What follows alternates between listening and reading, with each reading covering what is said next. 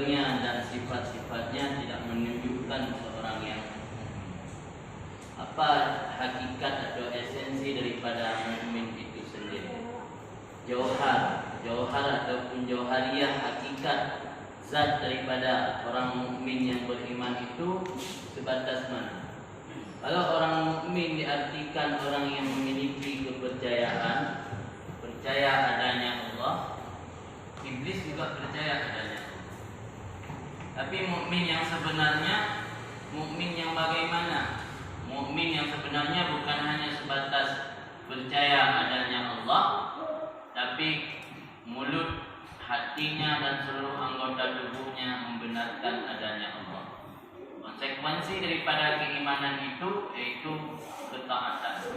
Konsekuensi daripada seorang yang beriman itu bukan hanya sebatas percaya adanya Allah, tetapi konsekuensinya sampai pada batas melaksanakan, mengaplikasikan apa yang telah ia yakini dan imani. Kalau hanya sebatas meyakini dan mengimani hanya di mulut, atau hanya sebatas percaya adanya Allah, iblis juga percaya adanya Allah. Malah lebih duluan iblis percaya adanya Allah ketimbang kita. Lebih duluan mukminnya iblis ketimbang mukminnya manusia. Karena itu kita perlu tahu apa hakikat daripada mukmin itu dan bagaimana mukmin yang sejati. Dalam Al-Quran Allah berfirman pada surat Al-Anfal, innamal mu'minuna alladzina idza dzukirallah wajilat qulubuhum wa idza tuliyat 'alaihim ayatuhu zadatuhum imana wa 'ala rabbihim yatawakkalun. Pertama, orang yang beriman itu adalah orang-orang yang apabila disebut nama Allah wajilat qulubuhum, hati mereka merasa gemetar. Gemetar mengingat nama Allah karena adanya ruh iman. Kenapa gemetar mengingat nama Allah? Disebut nama saja merasa gemetar karena ada ruh iman dalam hati mereka.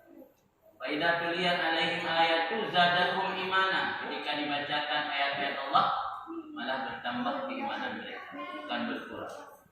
Wa 'ala rabbihim yatawakkalun, dan mereka selalu menyerahkan diri kepada Allah. Berpegang dalam kehidupan mereka adalah Allah, bukan berpegang kepada yang selain Allah. Alladzina yuqimuna shalah, yaitu orang mukmin yang melaksanakan, menegakkan salat. Wa mimma razaqnahum yunfiqun, apa yang kami beri rezeki kepada mereka, mereka nafkahkan untuk kebutuhan orang yang kurang mampu. Ulaika humul mu'minuna haqqan, mereka itu adalah orang-orang yang beriman yang haqqan, orang-orang yang mukmin yang sebenar-benarnya. Lahum darajatun inda rabbihim, mereka mendapat derajat tingkatan-tingkatan di sisi Tuhan mereka. Wa maghfiratun wa rizqun karim, dan mereka mendapat keampunan dan mendapat rezeki yang karim, yang mulia daripada Allah. Berpijak daripada penjelasan dalam ayat tersebut, kita dapat memahami dari satu ayat itu saja ada beberapa kriteria orang mukmin sejati. Belum kita melihat pada ayat-ayat yang lain dan belum kita melihat pada hadis-hadis yang diriwayatkan daripada Rasulullah SAW. Dalam ayat tersebut, syarat pertama untuk menjadi mukmin sejati, idza dzukirallah wajilat qulubuhum. Ketika disebut Allah, hati merasa gemetar. Gemetar hati seseorang itu tergantung kadar makrifahnya kepada Allah. Semakin dia kuat makrifahnya, semakin kuat rasa gemetarnya ketika mendengar sebutan nama Allah. Gemetar ketika mendengar nama Allah bisa juga karena adanya mahabbah dalam hati. Bagaimana seseorang kadang-kadang ketika ada rasa cinta kepada lawan jenis, mendengar namanya saja bisa membuat hati gergetar, masa gaul, merasa muka-muka gamati, tadi ngonan. Karena temakut atau rasa takut seseorang hamba kepada Tuhannya menurut kadar makrifah. Dan kita dalam hidup ini sebenarnya Allah menciptakan kita untuk makrifah kepada Allah. Dalam sebuah tafsir yang diriwayatkan oleh Ibnu Abbas mentafsir ayat wa ma khalaqtul jinna wal insa illa liya'budun. makna liya'budun, Ibnu Abbas mentafsirkan bermakna liya'rafun. Artinya Allah menciptakan jin dan manusia untuk supaya mereka makrifat mengenal Allah. Bukti daripada seseorang itu makrifat kepada Allah diwujudkan melalui pengabdian. Pengabdian itulah yang kita namakan dengan ibadah kepada Allah. Artinya seseorang memiliki rasa takut kepada Allah menurut ukuran besarnya makrifat. Ada sebuah cerita seorang perempuan yang memiliki 2 orang anak. Kebetulan bekerja di ladang. Ini cerita nggak tahu riwayat dari mana. Pokoknya yang penting maksud daripada cerita tersebut munasabah dengan apa yang kita sampaikan. Seorang ibu memiliki 2 orang anak ditinggalkan di sebuah pondok, bukan pondok pesantren, rangsang ya, pondok di kebun atau ladang. Yang saat itu mereka sedang memasak buah labu tanah. Datanglah seekor harimau dari bawah pondok. Harimau itu harimau membuka mulut meraung-raung ingin menerkam 2 orang anak yang ada di atas pondok tersebut. Kemudian kata yang tua daripada anak tadi, ini kucing besar, beda seperti kucing di rumah. Mungkin ini kucing agak gemuk sedikit. Kalau di rumah kucing langsing-langsing, ini gemuk-gemuk. Kata adiknya, benar ini abang kucing. Mungkin dia minta apa yang sedang kita masak, buah labu tanah. Diambillah 1 sendok buah labu tanah yang sedang mendidih, dilemparlah ke mulut harimau tersebut. Akhirnya harimau tersebut pingsan. Mama dia yang baru pulang dari mencari kayu, ketika melihat harimau yang pingsan di bawah pondok dari kejauhan, mamanya juga ikut pingsan karena perasaan mamanya harimau itu sedang kenyang ketiduran karena kenyang menerkam anak dia. Inilah makrifah yang dimaksud di situ. Jadi karena mamanya benar-benar makrifah mengenal siapa harimau tersebut, maka dia dari jauh sudah merasa takut, malah membuat dia pingsan. Tapi karena si anak tadi tidak mengenal harimau, dianggap harimau itu kucing dewasa, kucing gemuk, kucing besar, maka dia biasa-biasa, tidak punya rasa takut kepada harimau tersebut. Inilah yang dimaksud rasa takut kepada Allah itu menurut kadar makrifat. Abu Bakar takut kepada Allah sampai-sampai orang yang di dekat beliau bisa mendengar suara hati beliau bagaikan suara periuk ketika mendidih. Air dalam periuk ketika mendidih, begitulah suara hati Abu Bakar. Maka dari sini makrifah yang dimaksud di situ yaitu tergantung sebesar mana rasa takut seseorang kepada Allah. Maka alladzina idza dzukirallahu wajilat qulubuhum yang dimaksud dalam ayat itu orang mukmin yang sudah mencapai tingkat mukmin yang sebenar-benarnya, ketika mendengar nama Allah saja hati merasa gemetar. Kemudian idza tuliyat alaihim ayatu zadatuhum imana. Mereka ketika dibacakan ayat-ayat Allah, iman mereka bertambah. Iman bertambah. Mendengar ayat Allah, iman bertambah. Bagaikan kita mendengar kata-kata dari orang yang kita cintai. Mendengar ucapan atau janji-janji manis dari orang yang kita cintai, bertambah keyakinan. Kita yang datang berjanji nanti urung yang akan dijadikan Dayung sebagai pendamping hidup yang selama-lamanya. Datang surat, datang ucapan lewat WhatsApp, ucapan janji-janji manis membuat Dayung semakin teguh hati. Tapi orang yang cinta kepada Allah dengan sebenar-benarnya ketika mendengar ayat-ayat Allah membuat keimanan mereka semakin bertambah. Wa ala rabbihim yatawakkalun. Ketika iman sudah bertambah, mereka tidak pasrah kepada selain Allah. Mereka hanya pasrah kepada Allah. Yatawakkalun, tawakal kepada Allah, menyerah diri kepada Allah. Alladzina yuqimuna shalah wa mimma razaqnahum yunfiqun. Mereka orang mukmin sejati, orang mukmin yang menegakkan salat. Kenapa Allah tidak mengibaratkan di situ dengan yaf'aluna shalah? Kenapa yuqimuna shalah? Beda antara yaf'alu shalah dengan yuqimu shalah. Yuqimu harus ditegakkan. Salat itu tiang. Yang namanya tiang tidak boleh bengkok, harus kuat tegak. Dalam ayat tidak disebut mengerjakan salat, tapi menegakkan salat. Ketika salat dilakukan asal-asalan bukan dengan cara yang benar, maka tidak dianggap menegakkan salat. Kemudian wa mimma razaqnahum yunfikun, apa yang kami rezekikan mereka bernafkah. Artinya orang mukmin sejati itu bukan orang pelit. Orang mukmin sejati itu orang yang tahu bahwa harta itu adalah titipan. Orang mukmin sejati adalah orang yang tahu bahwa Allah menitipkan pemberian dan dia tahu bahwa itu adalah titipan. Dia tidak menyimpan harta, dia tidak berlaku kikir kepada sesama orang mukmin. Maka inilah digambarkan oleh salah seorang ulama Mesir, Syekh Mutawalli Asy-Sya'rawi. Apa kata beliau? "Idza ra'aita faqiran fi baladil muslimin fa'lam anna hunaka ghaniyan saraka malahu."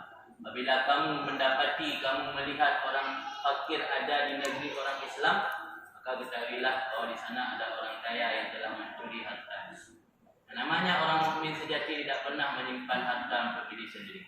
Namanya orang mukmin sejati tidak pernah membiarkan orang lain hidup dalam keadaan susah dan kelaparan. Namanya orang mukmin sejati peduli kepada sesama orang mukmin. Innamal mu'minuna ikhwah, kata Allah. Orang mukmin itu adalah bersaudara. Maka dalam sebuah hadis yang lain Nabi pernah bersabda, mengecam orang yang tidak peduli kepada tetangga. Apa kata Rasul dalam sebuah hadis? Ma'ama Nabi mambata sya'banan wajaruhu ja'i'un ila jambihi wa huwa ya'lamu bihi. Tidak beriman denganku, kata Nabi. Ma'ama Nabi, belum beriman denganku, kata Rasul, mambata, orang yang tidur malam dalam keadaan kenyang. Wajaruhu ja'i'un, padahal tetangganya kelaparan. Wajaruhu ja'i'un ila jambih, padahal tetangganya yang berada di sisinya kelaparan. Bahwa ya'lamu bihi, dan dia tahu tetangga dalam keadaan kelaparan. Nabi menganggap orang tersebut bukan orang yang beriman kepada Rasul. Maka apa yang dikatakan Syekh Mutawalli Asy-Sya'rawi tadi benar. Berarti kalau kita melihat di negeri orang mukmin ada orang fakir, berarti ada orang kaya yang tidak memberikan hak orang fakir tersebut. Itulah yang kita lihat dalam fenomena dalam masyarakat sekarang. Malah kadang-kadang kita merasa miris. Kenapa persaudaraan di kalangan umat Islam sudah mulai runtuh? Banyak kadang-kadang orang kaya tidak mau peduli. Banyak kita lihat orang yang seiman, seagama, tapi kurang merasa peka terhadap nasib-nasib kaum muslimin yang lain. Maka karena itu dalam ayat tersebut Allah menyebutkan ciri-ciri orang mukmin selanjutnya, yaitu mimma razaqnahum yunfikun. Mereka menafkahkan apa yang kami berikan. Ulaika humul mu'minuna haqqan, kata Allah. Mereka lah orang-orang mukmin yang haqqa, yang sebenar-benarnya. Orang mukmin yang sejati, orang mukmin yang sebenar-benarnya, yang memiliki kriteria yang Allah sebutkan di atas tadi. Lahum darajatun inda rabbihim, mereka lah orang-orang yang menempatkan derajat. Darajatul lafaz jamak, beberapa tingkatan inda rabbihim di sisi Tuhan, dan mendapatkan keampunan dan mendapat rezeki yang mulia daripada Allah Subhanahu wa taala. Kemudian kita lihat kepada ayat yang lainnya. Qad aflahal mu'minuna alladzina hum fi salatihim khashi'un. Sungguh beruntunglah orang-orang mukmin yang ketika melaksanakan salat dalam keadaan khusyuk. Dalam ayat tersebut dapat kita pahami orang mukmin yang sejati yang mendapat kemenangan di sisi Allah adalah yang ketika melaksanakan salat dalam keadaan khusyuk, budur hati, bukan dalam keadaan hati lalai. Walladzina hum 'anil lagwi mu'ridun, dan orang-orang yang daripada perkara-perkara yang tidak bermanfaat mu'ridun, berpaling. A'rada yu'ridu, mu'ridun, berpaling. Walid zakati fa'ilun, dan membayar zakat yang Allah wajibkan. Walladzina hum li furujihim hafidun, dan mereka yang menjaga kemaluan-kemaluan mereka, baik yang laki-laki maupun yang perempuan. Tadi dalam ayat yang kedua tersebut dapat kita pahami ciri-ciri orang mukmin yang Allah sebutkan. Pertama, ketika melaksanakan salat dalam keadaan khusyuk.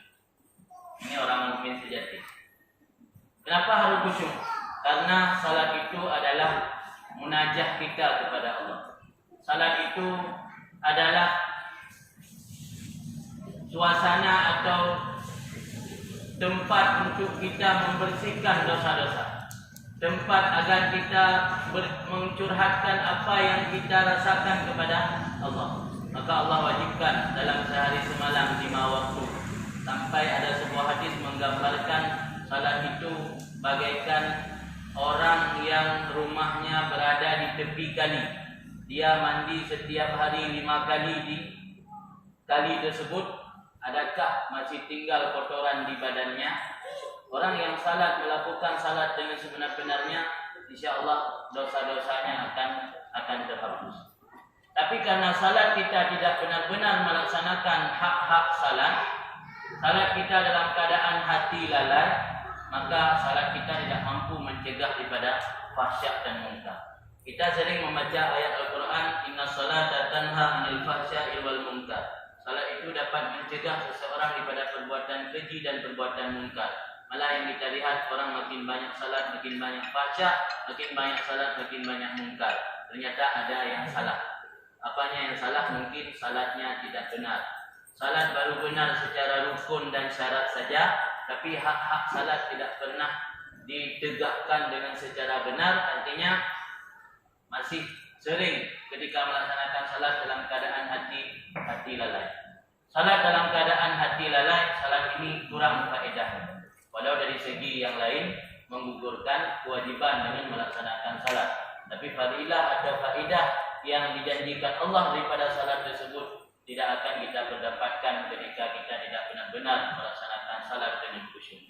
Kalau memang tidak bisa kita melakukan ibadat salat dalam keadaan khusyuk dari awal takbir sampai salam, Imam Ghazali dalam kitab Ihya Ulumuddin menawarkan, menganjurkan kepada kita, usahakan kita khusyuk pada 3 tempat. Ini selain takbiratul ihram. Kalau takbiratul ihram tidak khusyuk, dari pertama salat tidak sah karena tidak sempurna niat. Karena niat harus kita jatuhkan niat ketika saat takbiratul ihram. Kalau hati lalai saat takbiratul ihram, pasti niatnya tidak benar. Maka 3 tempat lain yang harus kita berlakukan dalam keadaan khusyuk salat, yaitu pertama ketika kita membaca Inni wajjahtu wajhiya lilladzi fatara samawati wal ardh. Aku hadapkan tubuhku bagi Tuhan yang menciptakan langit dan bumi.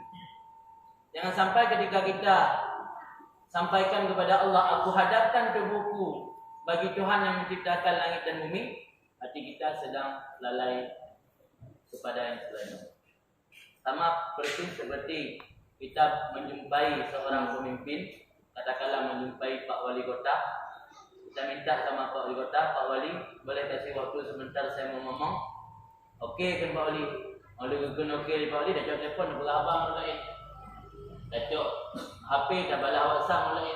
Baru 2 detik kita minta waktu mau ngomong sama beliau, tapi kita asik balas SMS-an dengan orang lain. Kira-kira Pak Walinya marah atau tidak? Marah, berarti tersinggung Pak Wali. Baru dikasih waktu, orang yang minta, bukan Pak Wali yang minta waktu sama kita, kita yang mohon sama beliau agar beliau kasih waktu, ada hal penting yang ingin kita bicarakan. Baru dikasih waktu beberapa detik, kita sudah balas SMS dengan orang lain. Tersinggung tak? Begitu juga Allah Ta'ala. Masa kita di mulut kita bilang Inni wajjahtu wajhiya lilladzi fatara samawati wal ardh, kita pikiran entah ke mana-mana, tidak hudur hati. Maka Imam Ghazali menjelaskan dalam Ihya, tempat pertama yang harus diusahakan khusyuk ketika baca Inni wajjahtu yang ada dalam doa iftitah. Pertama, yang kedua ketika membaca Iyyaka na'budu wa iyyaka nasta'in. Yang artinya akan engkau kami sembah, akan engkau kami mohon pertolongan. Nah, sampai kita buat pernyataan di hadapan Allah, akan engkau kami sembah, akan engkau kami minta pertolongan. Hati kita juga sedang mengingat yang selain itu. Maka dalam sebuah kitab yang kita hikam pernah diceritakan bahwa Orang yang ketika membaca iyyaka na'budu wa iyyaka nasta'in hatinya tidak hudur, lalai, apa kata malaikat? Kadzabta, bohong. Iyyaka na'budu, akan engkau kami sembah. Hatinya sedang melalang buana kemana-mana. Kata malaikat, kadzabta, bohong. Iyyaka nasta'in, akan engkau kami mohon tolong. Pikirannya dengar-dengar, nyoba kau ikut tampil.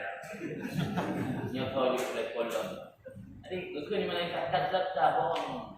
Jadi dah pun bapa iyyaka na'budu wa iyyaka nasta'in, artinya orang lain. Maka saran Imam Ghazali menganjurkan oleh beliau tempat yang kedua yang usahakan berkhusyuk itu ketika membaca iyyaka na'budu wa iyyaka nasta'in. Kemudian tempat yang kedua ketika membaca assalamualaikum ayuhan nabi. Karena itu sebagai penghormatan kepada Nabi. Ketika membaca tahiyat akhir, ketika membaca assalamualaikum yang mihai khusyuk pada usahakan lepas tempat yang khusyuk. Ada kalau kau dengar kunci onda, dengar orang yang dengar. Saya tengok dia sembahyang asyam. Yang nak dua, yang nak empat pada duduk, mana ada sembahyang langsung dengar. Dengar nak kabur guyonan itu. Ketika dua, nak empat duduk, orang kapuk dia sembahyang, dia tinggal. Tentang yang. Kemudian dalam ayat tadi juga disebutkan yang kedua alladzina hum 'anil lagwi mu'ridun. Walladzina hum 'anil lagwi mu'ridun, tanda orang mukmin sejati, orang mukmin yang 'anil lagwi, laga, amal laga pada Jumatalah. Saya baca, amal laga pada Jumatalah. Apa makna lagwun? Lagwun sesuatu yang tidak ada faedah di dunia dan di akhirat. Sesuatu yang tidak ada manfaat, ajilan wa ajilan. Dalam kitab tafsir Jalalain, dalam hasyiah tafsir Jalalain disebutkan makna lawun, sesuatu yang tidak ada manfaat, ajilan wala ajilan. Di dunia ada manfaat, di akhirat ada manfaat. Itu lawun. Anil lawi mu'ridin. Orang mukmin sejati adalah orang mukmin yang berpaling daripada perkara-perkara yang lawun, yang tidak ada manfaat.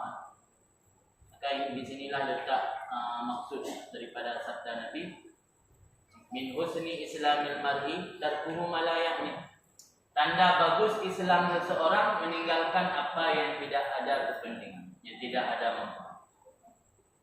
Maka hati-hati ketika Allah membiarkan kita hidup dalam keadaan lalai, lalongan game, lalongan media, lalongan hal-hal yang tidak ada manfaat. Hal-hal yang bukan tujuan untuk dakwah, hal-hal yang tidak menguntungkan dari sisi agama. Hati-hati. Apa kata ulama sufi, min alamatil maqti idha'atul waqti. Min alamatil maqti idha'atul waqti. Tanda seseorang itu sudah dikutuk jauh daripada rahmat Allah, idha'atul waqti, membuang-buang waktu. Lewat yang terbuang sia-sia pada manfaat.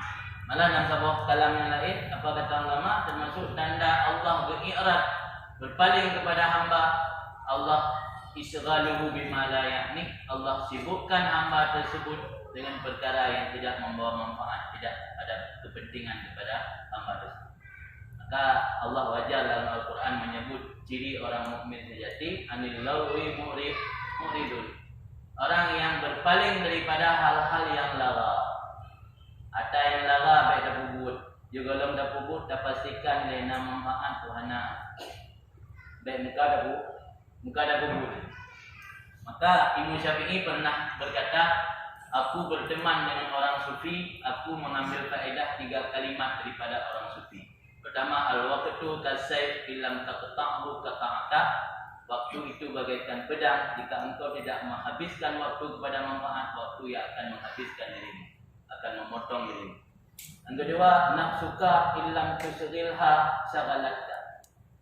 Nafsu kamu jika tidak engkau sibukkan dengan hal-hal yang baik, dia akan menyibukkan kamu dengan hal-hal yang tidak baik. Kemudian yang ketiga yang Imam Syafi'i ambil manfaat daripada kalam-kalam ulama sufi, al-adam ismatun. Al-adam ismatun. Tidak memiliki apa-apa itu adalah pemeliharaan daripada Allah. Karena ada yang punya titip harta, gebi jabatan, gebi segala-gala, pada pedimang karenanya amanah. Ketika Allah hendak gebi dapu, ada, utip tanya dalam keadaan ada, al-adam isma. Adam itu tidak memiliki apa-apa, ismah pemeliharaan kepada Allah. Tanda Allah dijaga saya.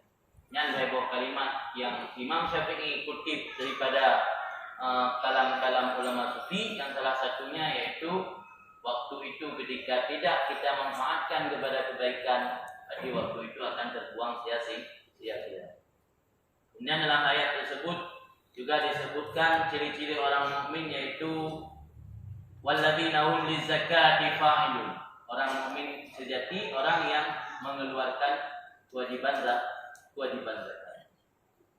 Zakat termasuk perkara yang kedua yang diwajibkan sesudah sah. Malah ada zakat harta, ada zakat badan. Zakat badan seperti zakat fitrah, zakat harta sebagaimana telah kita maklumi. Ada zakat harta, zakat perniagaan, zakat tumbuh-tumbuhan, zakat biji-bijian. Umat Islam termasuk luar biasa mendapatkan rahmat. Allah hilangkan beban yang Allah wajibkan kepada umat sebelumnya. Zakat umat sebelumnya 25%. Zakat umat Islam 2,5%. Bayangkan antara 2,5 dengan 25. Kalau harta 100 juta, 25%, 25 juta wajib dikeluarkan zakat. Tapi 2,5, 2,5 juta yang dikeluarkan zakat. Inilah salah satu rahmat yang Allah berikan kepada umat Islam yang berbeda dengan umat-umat sebelumnya. Salah satunya adalah persoalan zakat. Tapi dominan wajib zakat tetap naulun yang antim boleh. Malah ada yang selalu mencari ilah agar zakatnya tidak wajib. Kemudian ciri orang mukmin yang selanjutnya adalah walladzina hum li furujihim hafizun illa ala azwajihim aw ma malakat aymanuhum. Orang beriman adalah orang yang selalu menjaga kemaluan, kecuali kepada suami ataupun kepada Said Muhammad Alamin. Jadi orang yang selalu menjaga kemaluan, tapi menjaga kemaluan bukan hanya menjaga daripada zina, juga mukadimah zina. Mukadimah zina. Dalam Al-Quran kita dilarang oleh Allah mengikuti khutuwatis syaitan, langkah-langkah syaitan. Jadi Allah bukan hanya melarang zina, juga melarang mukadimah. Mukadimah zina itu penyebab atau faktor-faktor yang bisa menimbulkan zina, termasuk berkenalan dengan yang bukan mahram, bertemu, itu semua adalah langkah-langkah syaitan. Karena mungkin orang macam merongkok langsung berzina. Pasti syaitan punya siasat membuat langkah-langkah yang semua langkah-langkah itu mengantarkan seseorang kepada terjadi zina. Sekarang coba kita bayangkan, mungkin kejadian-kejadian dalam masyarakat, nyoron sering baca-baca Quran Prohaba. Biasa ada lagi dalam Prohaba ni tulis. Di Prohabanya biasa kejadian Aceh, kejadian dan Nurul Naim dia penting nak tulis adanya. Jadi sering kita lihat dalam Quran kadang-kadang terjadi kasus perzinahan ataupun khalwat yang ketika ditangkap dan diwawancara, diinterogasi, katanya baru pertama kali ketemu. Ini kok bisa baru pertama kali ketemu langsung terjadi perzinahan? Ternyata salah satu penyebabnya karena sudah lama sekali pemanasan. Apa pemanasan? Bermalam-malam, berminggu-minggu, berbulan-bulan setting. Yang namanya setting, dah pula tak tapi. Pasti topik malam ini berbeda dengan malam kemarin. Malam ke depan berbeda dengan malam yang belakangnya. Topik pembicaraan siang hari pasti beda dengan malam hari. Apalagi tengah malam. Jika nak sering pemanasan melalui setting, ketika bertemu langsung tancap dah. Anak tancap pemanasan. Maka galon kejadian tu di kota-kota atau di kampung-kampung. Di kota, di kampung nanti kadang-kadang. Kalau itu nakah. Nak baca Quran Prohaba kah? Ilmu dia kan pernah dikejar oleh kemah. Dikejar membaca kerana nak tinggal tulis membaca. Ai pegang dalam kampung nakah. Lu nak tinggal kampung yang baca. Betul biasa ada ke. Dalam kampung nakah. Kaji udung hidrop. Jumpa dalam kampung nakah. Pakai sampai dalam kampung nakah tu. Karena kat tidak menakah mana tempat lain. Yang nasir kuih si Inan. Ya urang liuga Honda ada depan dan cap ke jalan-jalan kampung. Bagi apa cip? Akhir sak mana. Maka kalau dulu orang tua kita merasa bangga ketika anaknya tidak keluar rumah. Kalau dulu orang tua kita merasa bangga ketika anaknya tidak berteman bergaul dengan orang di lingkungan rumah, tetangga. Tapi hari ini kalau mereka pakai gadget, orang tua harus lebih waspada dan mengawasi keras anaknya. Orangnya hanya yang ada beritahu dia memiliki bangga, tapi dia memiliki gadget, dia memiliki media sosial, dia punya hubungan dengan orang-orang yang di luar sana. Orangnya dinding rumah tidak menjadi lagi pembatas. Lama mereka pakai internet, mereka pakai gadget, mereka punya jaringan paket hip yang hanya terjadi di batasan-batasan. Pijamun, kami apa orang lawan jadi macam, gerhem baga padahal dia buat di batu bro tu. Dia apa berteh tak perlu. Dia pijamun nak baru tanya alum, tanya ayub bapa dia dan dia Perli ke mata jamun Perli. Ini ada depu. Tanya Perli na muduri mukena ngate kurina nyamnya jamun. Padahal Abu Cik kurina nya, cik tengok batuk ke tengok paru-paru nampak. Dah fikir batuk tanya orang berteh tak perlu ni. Orangnya Abu Cik mama aja batuk, tanya bebas. Anak-anak pengaruh apa? Yang penting jaringan paket nak orang apa di batuk, mohon pengaruh lancar. Di mejamun untuk hubungan orang susah habis batai bila PDKT macam butuh waktu kadang-kadang berbulan-bulan. Gagal ni. Malamnya apa suasana kau ujian. Malam tengok hana ujian kah? Karena orang itu mau. Jadi ni nak ujian bulan tu mati lampu. Saya paket nak habis lancar. Maka harus hati-hati zaman sekarang anak pakai HP perlu diawasi keras. Hati-hati. Oh, belum lah. Yang mana benar waladina hum li furujihim hafidun. Jadi menjaga kemaluan bukan hanya kemaluan saja, tapi apapun langkah-langkah setan yang bisa mengantarkan seseorang kepada terjadi perzinahan. Kemudian kita lihat ayat yang lain lagi. Ayat yang lain kata Allah, innal ladzina qalu rabbunallah tsumma istaqamu. Sesungguhnya orang-orang yang berkata Rabbunallah, Tuhan kami Allah, tsumma istaqamu, kemudian istiqamah mereka itu, fala khaufun 'alaihim wa la hum yahzanun. Mereka tidak pernah merasa khawatir atas apa yang akan terjadi, wa la hum yahzanun, dan mereka tidak pernah merasa gelisah atas apa yang terlewatkan. Fala khaufun 'alaihim, ana merasa takut atasku yang akan terjadi ke depan, dan tidak merasa gelisah atasku yang telah terlewatkan. Yang benar ditafsir dalam ayat. Dalam ayat tersebut menunjukkan ciri-ciri orang mukmin sejati itu tidak pernah merasa takut atas apa yang akan datang, dan tidak pernah merasa gelisah atas apa yang terlewat. Nah, yang hana merumpok katanya harta mesti. Bakurun harta tak anggap kenjatah. Yang namanya rezeki tidak akan kemana. Puya akan tertimpa itu kekhawatiran yang sangat dikhawatirkan yang orang lain. Tapi orang mukmin sejati menghadapi dengan tenang. Apa yang sudah Allah takdirkan pasti terjadi. Maqdir yakun.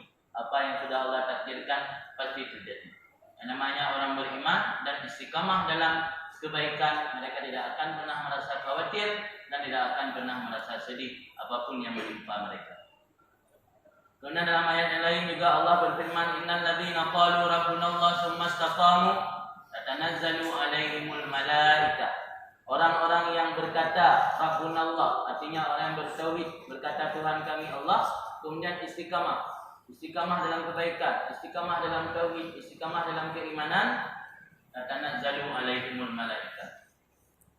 Turun malaikat ketika sakratul maut. Apa kata malaikat? Allah takhafu wa la tahzanu wa abshiru bil jannati allati kuntum tu'an. Itu adalah keutamaan istiqamah. Jadi kalau ada orang tanya apa faedah kita istiqamah dalam kebaikan? Faedah istiqamah dalam kebaikan ketika mati didampingi oleh malaikat. Mungkin kita di ruang ICU tidak bisa keluarga masuk, tapi malaikat tidak ada yang bisa halangi. Orang yang istiqamah dalam kebaikan didampingi malaikat ketika mati. Itu yang disebut dalam ayat tersebut. Tatanazzalu alaihimul malaikah. Malaikat turun. Untuk apa turun malaikat? Untuk menghibur orang yang sedang menghadapi sakratul maut, yang ketika hidup dalam keadaan istiqamah.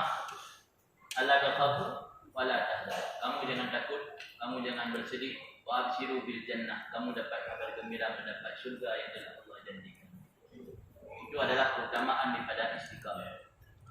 Maka inilah yang dikatakan oleh para ulama, al-istiqamatu khairun min alfi karam.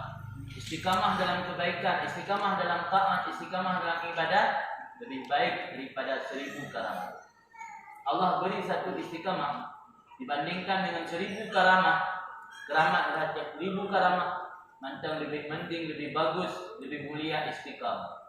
Orang yang istiqamah ketika hidupnya dalam taat, kita tidak perlu beramal banyak sebenarnya. Yang penting amal itu istiqamah. Ahabbul a'mal ilallah adwamuha, kata Nabi. Amalan yang paling Allah cintai yang diamalkan secara terus-menerus, continue. Amalan yang continue itu yang paling Allah cintai, bukan amalan yang banyak. Aku meratik kalau dipega, beli-belinya beluku Ronaldo. Ini juga majlis zikir Ronaldo. Enggak meratik di toga macam, tapi di malam. Jadi yang istiqamah itu yang lebih baik, yang adwam itu lebih baik. Jadi bukan kuantitasnya yang dilihat, tapi kualitas. Berapa kita beribadat banyak kuantitas. Kita salat malam sampai 20 rakaat, salat malam sampai 100 rakaat, tapi hanya satu malam. Besok tinggal 2 rakaat. Lebih baik, lebih mending usahakan salat 2 atau 4 tapi continue tiap malam. Ahabbul a'mal ilallah adwamu. Itu namanya istiqamah. Istiqamah dalam kebaikan, istiqamah dalam ketaatan, insyaallah keutamaannya Allah akan menyuruh malaikat mendampingi kita ketika kita menghadapi sakratul maut. Apa doa supaya kita istiqamah?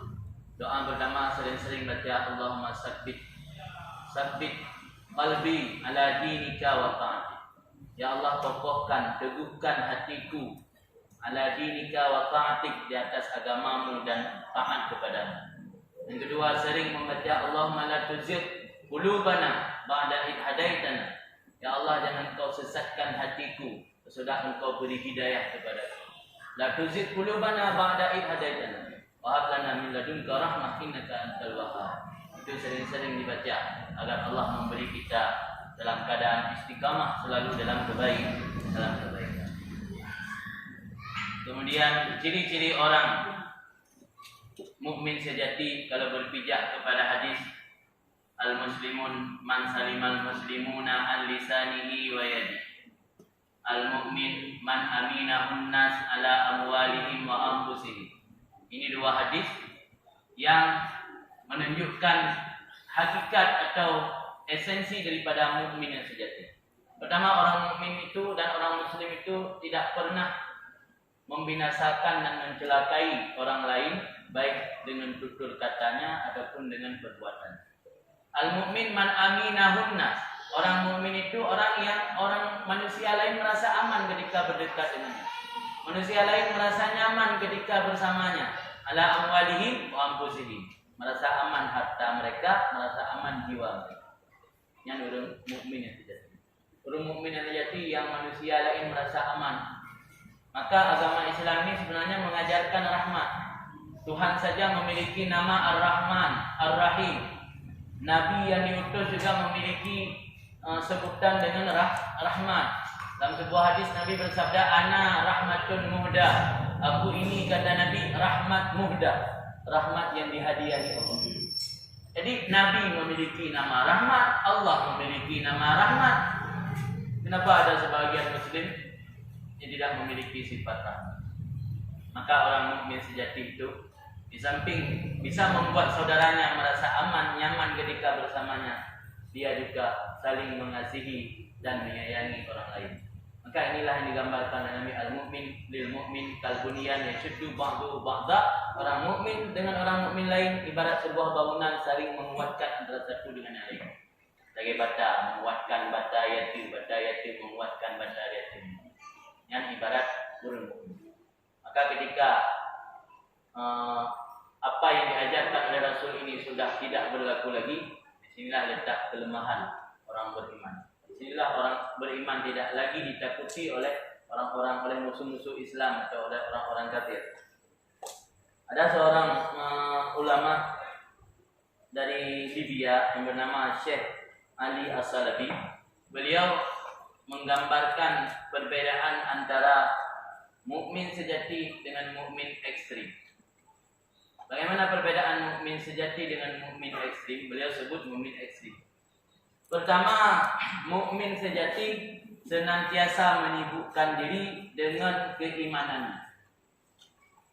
Selalu setiap hari memikirkan keimanan diri sendiri. Keimanan diri sendiri dan keimanan keluarga. Sibuk memikirkan keimanan diri sendiri dan keimanan keluarganya dan kerabatnya. Sibuk mengintrospeksikan diri, memuhasabahkan diri. Banyak melihat kejadian di masa lalu untuk diperbaiki di masa depan. Itu mukmin sejati. Tapi kalau mukmin ekstrim menilai keimanan orang lain, itu namanya mukmin ekstrim. Merasa diri sudah benar, merasa diri adalah penghuni surga, menilai keimanan orang lain. Hanya gara-gara perbuatan yang tidak pernah dilakukan masa Rasul, menganggap keimanan orang lain sudah rusak. Menganggap keimanan orang lain tidak lagi murni. Inilah ciri-ciri mukmin ekstrim. Mukmin sejati tidak pernah menilai keimanan orang lain. Inilah yang saya maksud dalam judul fenomena masa sekarang. Kita sekarang banyak melihat tren hijrah. Banyak komunitas-komunitas hijrah. Mulai dari kota besar, di Jakarta sampai di daerah-daerah. Banyak sekali kita lihat komunitas-komunitas hijrah. Bukan tidak bagus. Tetapi salah dalam mengartikan makna hijrah. Banyak sekarang orang yang hijrah hanya pada simbol. Dulu tidak pernah memakai simbol Islam, sekarang pakai simbol Islam. Al-muhajir man hajara manahallahu anhu. Dalam sebuah hadis, orang yang hijrah itu adalah orang yang meninggalkan apa yang Allah larang. Man hajara sayi'at, orang yang meninggalkan perkara-perkara yang buruk. Sesudah Nabi melakukan penaklukan Makkah pada tahun 8 Hijriah, apa kata Nabi dalam sebuah hadis? La hijrata ba'dal fath. Tidak ada lagi hijrah ba'dal fathi sesudah penaklukan Makkah. Makkah sudah berada di bawah kekuasaan Islam. Penduduk Makkah tidak perlu lagi hijrah ke Madinah. Tetapi Rasulullah memberi gambaran atau memberi satu solusi. Ada hijrah baru. Bukan lagi hijrah berpindah tempat dari Makkah ke Madinah. Tapi hijrah baru adalah orang yang meninggalkan perkara-perkara yang Allah larang. Allah yang meninggalkan perkara-perkara buruk. Itulah hakikat daripada hijrah yang sebenarnya. Sekarang kita lihat tren hijrah yang berlaku sekarang. Sebelum hijrah, kadang-kadang mereka menganggap diri penuh dengan dosa. Sebelum hijrah menganggap diri hina bila dibanding orang lain. Menganggap diri berlumuran dengan dosa. Tetapi sesudah hijrah, malah dia menganggap orang lain yang berlumuran dengan dosa. Ini akibat salah guru.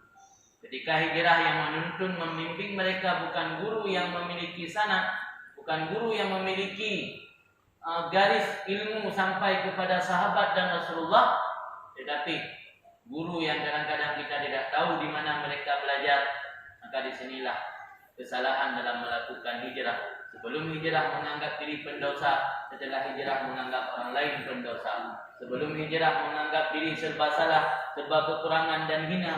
Sesudah hijrah menganggap orang lain yang hina, dirinya yang mulia atau dirinya yang terbebas daripada dosa. Kemudian yang kedua, ciri yang disebut oleh Syekh Ali As-Salabi tadi, yaitu berusaha memasukkan dirinya dan orang lain ke dalam surga. Ini ciri mukmin sejati. Ciri mukmin sejati selalu berusaha memasukkan dirinya dan orang lain ke dalam surga. Ini yang beda dengan Muslim atau mukmin yang ekstrim. Orang mukmin yang ekstrim berusaha mencari alasan bahwa orang lain akan masuk neraka.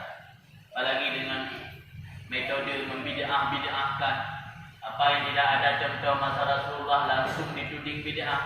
Apa yang bid'ah itu langsung dihukum, divonis dengan masuk neraka. Inilah contoh mukmin dan muslim yang ekstrim. Orang mukmin sejati menginginkan orang lain masuk surga, tapi orang mukmin yang ekstrim menginginkan orang lain masuk neraka. Kemudian kata Syekh Ali yang ketiga, ciri-ciri orang muslim yang sejati selalu berusaha mencari alasan yang dibenarkan syar'i untuk orang lain agar orang lain bisa diampuni dan dimaafkan daripada kesalahannya dan ketergelincirannya. Tetapi orang muslim yang ekstrim selalu mencari kebenaran agar bisa menyalahkan dan menghakimkan orang lain yang sudah nyata-nyata bersalah. Jadi ini berbeda antara ulun mukmin sejati dengan ulun mukmin ekstrim. Agama kita ini agama rahmah, agama yang diberikan Nabi, man la yarhamin nas la yarhamuhullah. Orang yang tidak sayang kepada manusia, Allah hendak sayang kepada orang tersebut. Kemudian dalam Islam juga dianjurkan agar tak sayang kepada mandang yang ada dalam dunia, bukan hanya kepada manusia tapi juga kepada makhluk-makhluk yang lain. InsyaAllah Allah akan berahmati dan disayangi tanya ketika tanya bisa tapi rahmat dan tersayangi kepada sesama manusia yang lain maupun kepada makhluk-makhluk Allah yang lain.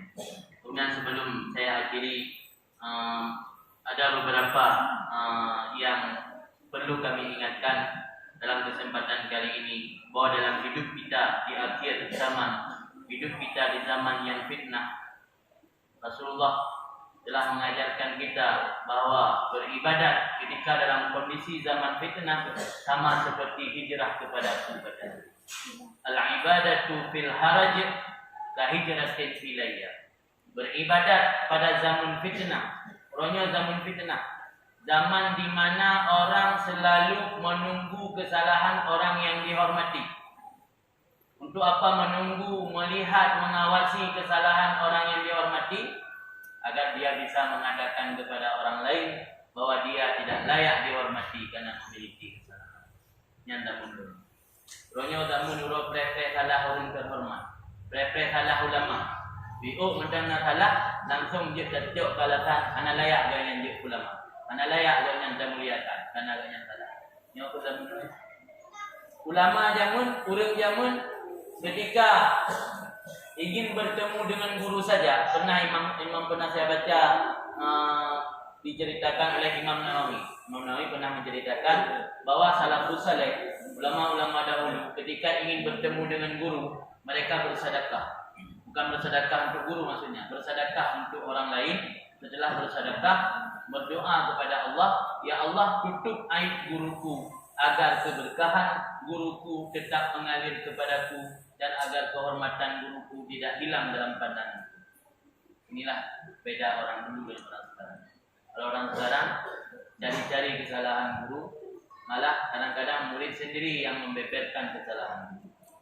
Orang jamu bila ke Allah nutup ya Allah aib guru. Guru hanya manusia, kan malaikat. Maka kun ulama kut masafa wadah makadar, ambil yang jernih, tinggal yang keruh. Guru hanya bukan malaikat, guru hanya manusia biasa, guru hanya nasilap salah. Orang jamun sedekah untuk salah satu cara mustajabah doa. Belum sedekah bila ke Allah ya Allah, nyana guru dong aib nutup baik dibuat. Supaya keberkahan guru tetap mengalir keluar dan supaya kehormatan guru nagada. Ini beda dengan orang ini.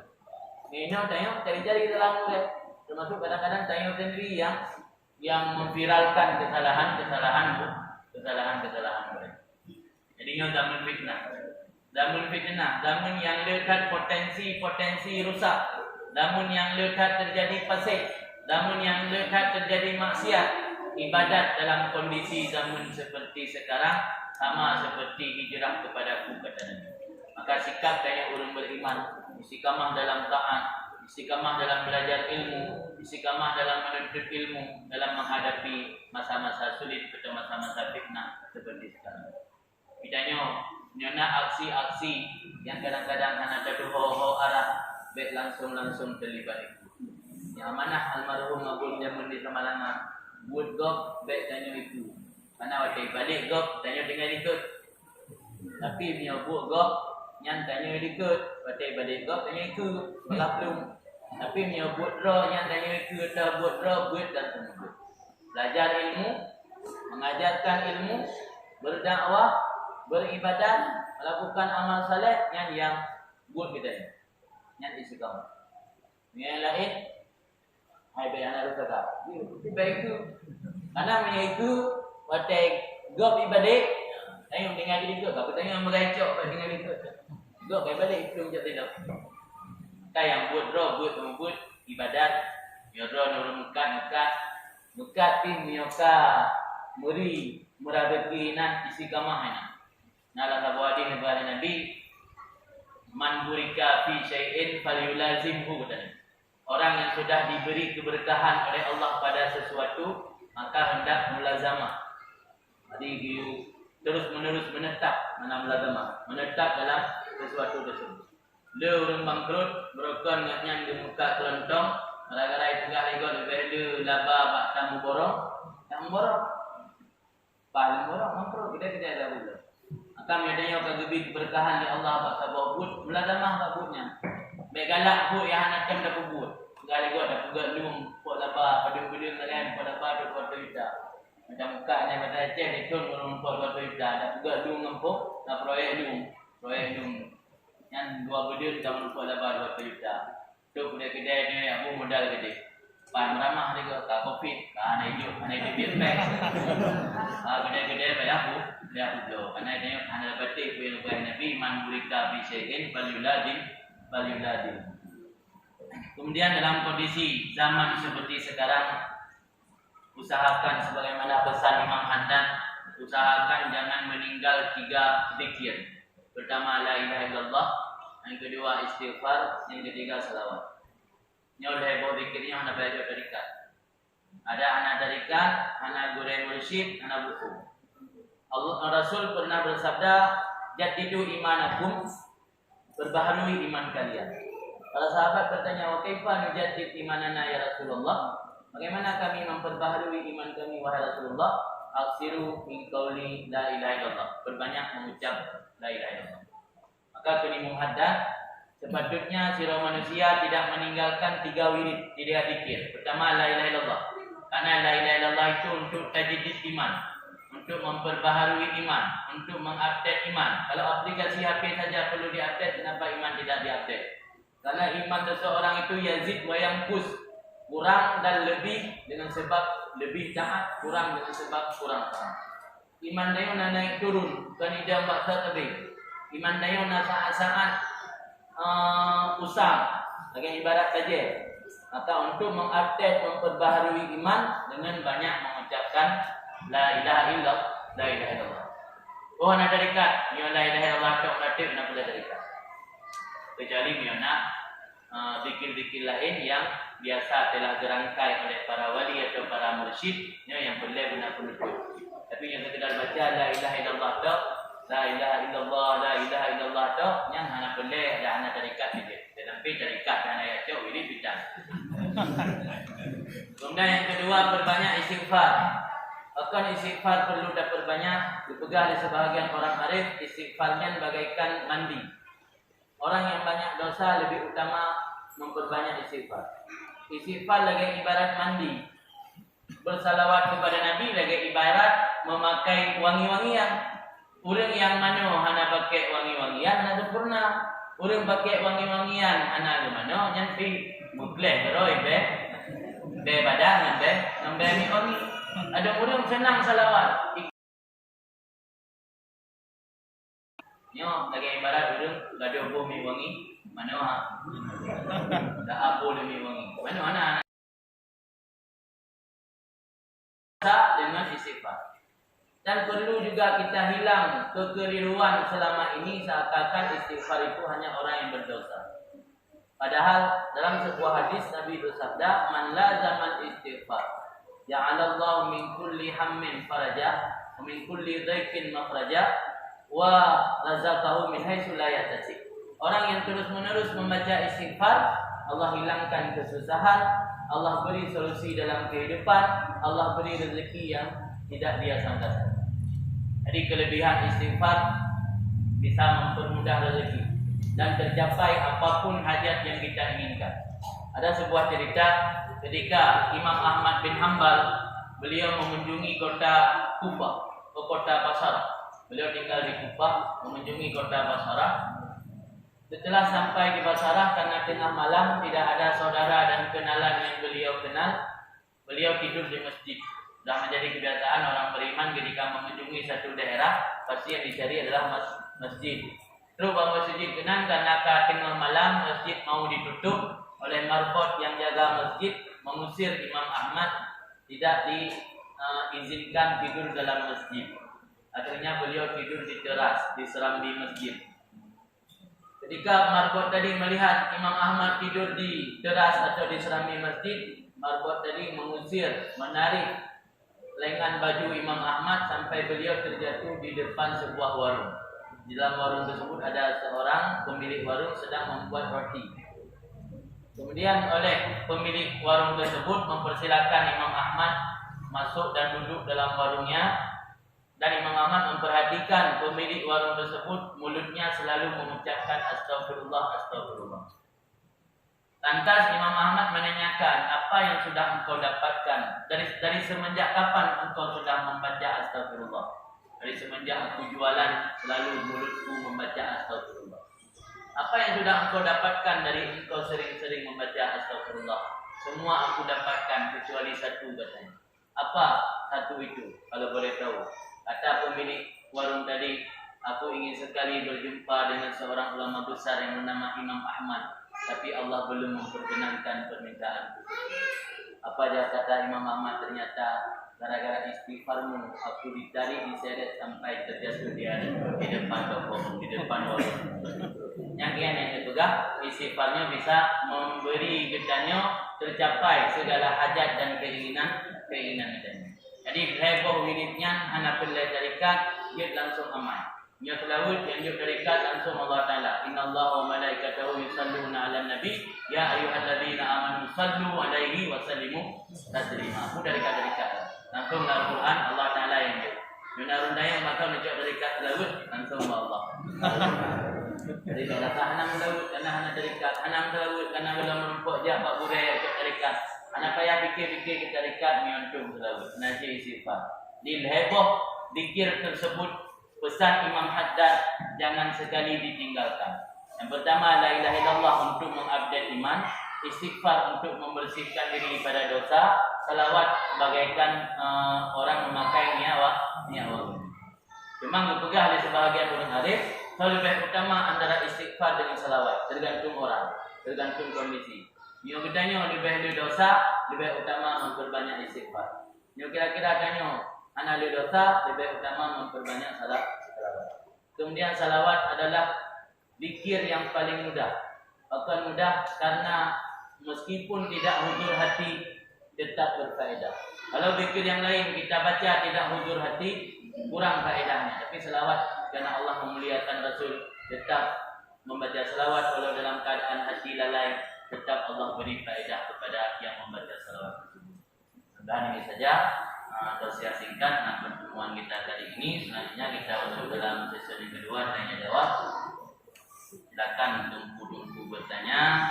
Kalau mampu saya jawab. Kalau tidak nanti ada guru-guru kita yang Alhamdulillah kita dengarkan uraian dari tema malam ini, yaitu dalam investasi esensi momen sejati dan fenomenanya.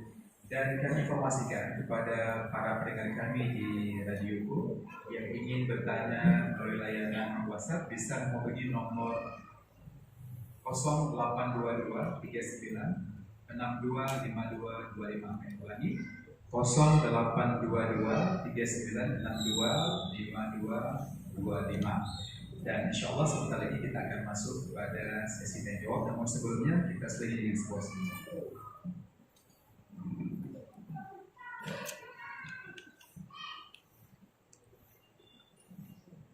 Ya Rasulullah, salam alaik يا رفيع الشان والدرج يا رسول العالم يا مهيل الجود والكرم عرفة ياجي رة العالم يا مهيل الجود والكرم يا رسول الله سلام عليك يا رفيع الشان والدرج يا رسول الله سلام عليك يا رفيع الشان والدرج عطفة ياجي رة العالم يا مهيل الجود والكرم عطفة ياجي رة العالم يا مهيل الجود والكرم نحن جيران بذا الحرم حرم الإحسان والحسن نحن جيران بذا الحرم حرم الإحسان والحسن نحن من قوم به سكنوا وبه من خوفهم آمنوا نحن من قوم به سكنوا وبه من خوفهم آمنوا يا رسول الله